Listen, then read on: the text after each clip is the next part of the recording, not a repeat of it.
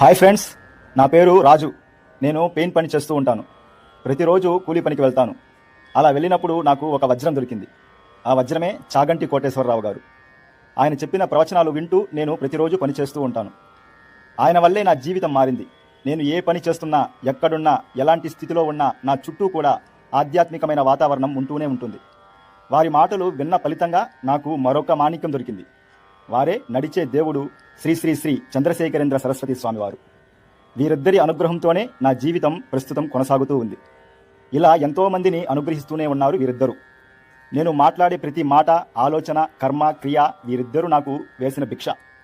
వీరి అనుగ్రహం ఎలా ఉంటుంది అంటే మీరు వెళ్ళి చూడండి. మన ఛానల్లో ఏమీ తెలియని దద్దమ్మతో, ఎందుకు పనికిరాని నాతో ఎంతోమంది భక్తుల కథలు, సత్సంగం, భజన, మహాత్ముల చరిత్రలు చెప్పిస్తూ ఉన్నారు. ఇవన్నీ కూడా వారిద్దరూ నాకు వేసిన భిక్ష. ఇలాంటి సద్గురువులు చాగంటి కోటేశ్వరరావు గారి జన్మదినము ఈరోజు.